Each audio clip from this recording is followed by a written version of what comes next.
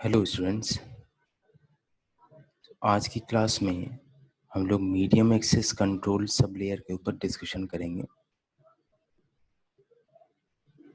Data link layer में in fact हम ये भी कह सकते हैं कि डेटा लिंक लेयर को हम दो पार्ट में डिवाइड कर सकते हैं। First one is logical link layer and another is medium access control sub layer. In fact अगर देखा जाए तो error control is the basic approach of logical link control. So logical link control की basic services अगर देखें तो वहाँ पर हम लोग एरर कंट्रोल को फॉलो कर रहे होते हैं। फ्लो कंट्रोल को पार्शियली हम लोग लॉजिकल लिंक कंट्रोल में डील करते हैं और मैक्सिमम उसका पोर्शन चूंकि हम लोग पॉइंट टू पॉइंट कनेक्शंस की बात नहीं करते हैं।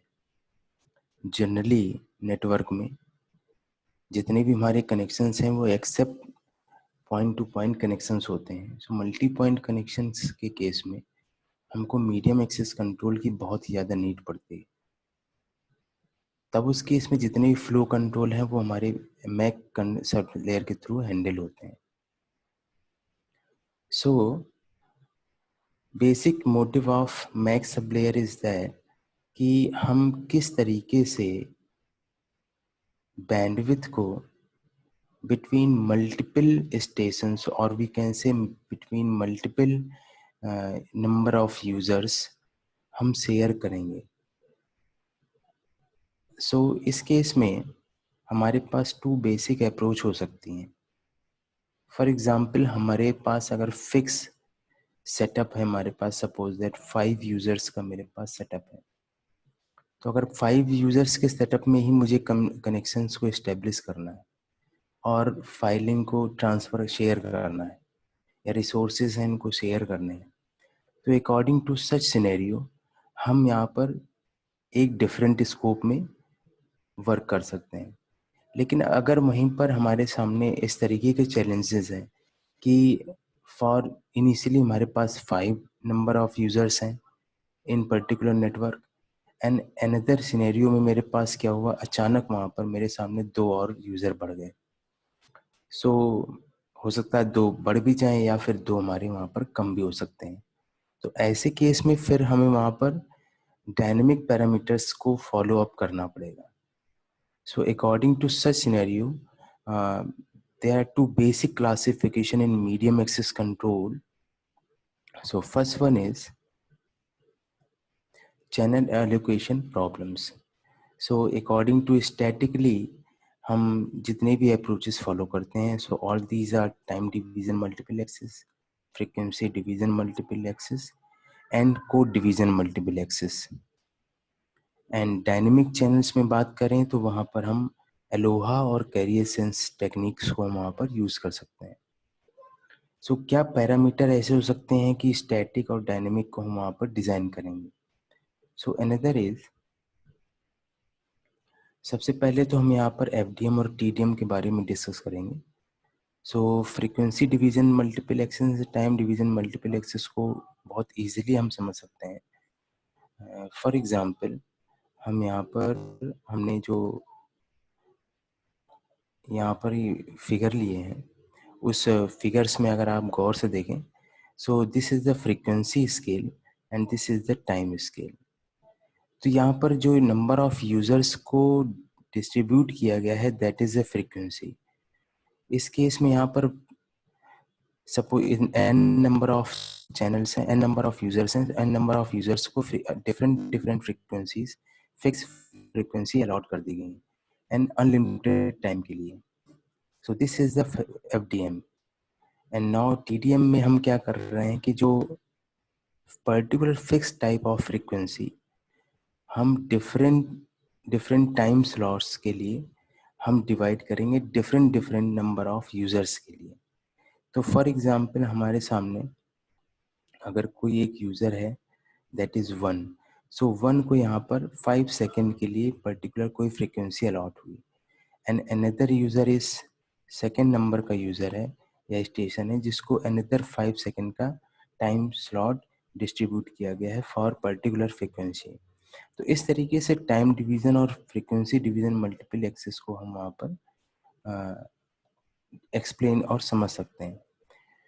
सो नाउ अब अगर हम यहाँ पर कोड डिवीजन मल्टीपल एक्सेस की बात करें, so code division multiple access का मतलब होता है कि अनदर फॉर्म ऑफ टेक्निक्स जिसमें हम एनालॉग और डिजिटल किसी भी पैरामीटर्स का यूज़ नहीं करेंगे इसमें। सो इसमें हम क्या करेंगे कि डेटा हमारे पास होगा और पर्टिकुलर चिप सीक्वेंस की हेल्प से हम वहाँ पर जो डेटा होगा उसको वेक्टर फॉर्म में हम हैंड उसके साथ डेटा को हम वेक्टर फॉर्म में डील करते हुए चिप सीक्वेंस के साथ हम उसको मॉडिफाई करेंगे और according to given chip sequence हम उनको कोड फॉर्म में कन्वर्ट करने के बाद उसको हम रिसीवर को ट्रांसमिट करते हैं।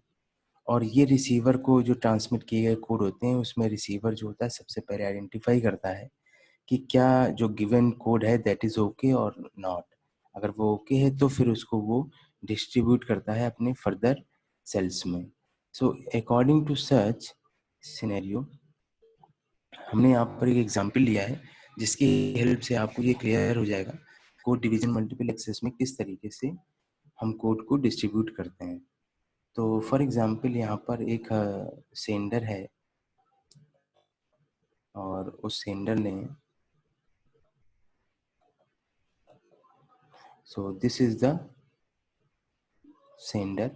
Sender is assigned a unique binary code C as a chip sequence and example अगर हम यहाँ पर देखें तो chip sequence हमको यहाँ given है these are 1 0 and 1 1 and data को यहाँ पर हमने यहाँ पर लिया है 1 0 1 0 जिसको अभी हम vector form में convert करेंगे and another is the 0 1 1 0 for this chip sequence. तो अकॉर्डिंग टू अगर हम ये देखें तो अब हम इन दोनों चिप सीक्वेंस की हेल्प से हम इस गिवन डेटा वेक्टर को हम यहाँ पर ट्रांसमिट कोड में कन्वर्ट करेंगे। तो अगर हम यहाँ देखें तो C1 जो यहाँ पर हम वेक्टर फॉर्म में कन्वर्ट करते हैं उसका एक पर्टिकुलर लॉजिक है कि अगर 1 वैल्यू वहाँ गिवन है तो 1 को तो हम एज इट इज़ नोट कर देंगे, लेकिन अगर वहाँ पर 0 है तो 0 को हम -1 के फॉर्म में रिप्रेजेंट करते हैं। So C1 is written as 1 -1 and C2 is written as 1 1। V1 vector जो हमारा ये है that is written as 1 -1 1 -1 and B के लिए जो डेटा वेक्टर है that is written as -1 1 1 -1। So according to these code and data vectors multiply with each other, these multiplication is Cartesian product.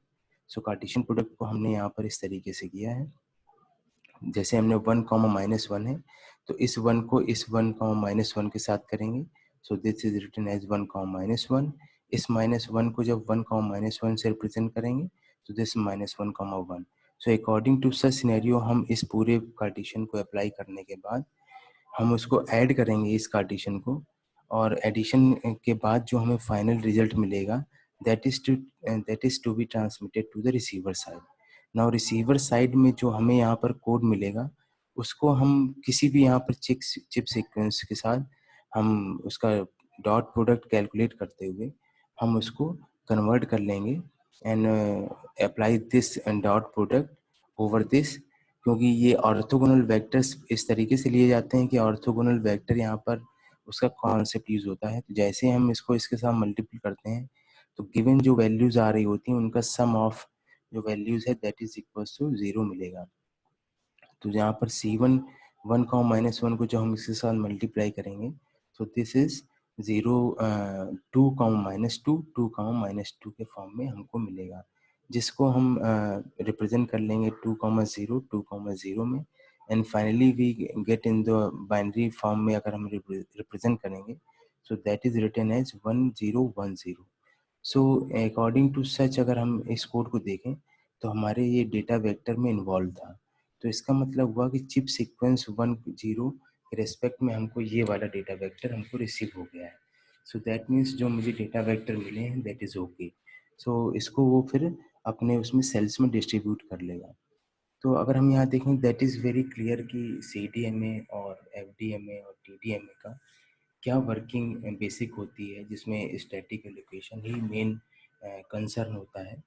So next जो हमारा topic रहेगा that is कि हम dynamic allocations में हम कैसे फ्रेम ट्रांसमिट करेंगे और डायनेमिक एलोकेशन में क्या पैरामीटर्स हो सकते हैं जी, और कितनी एफिशिएंसी उसकी क्या हो सकती है जिससे वो या उसमें फर्दर इम्प्रूवमेंट पॉसिबल है.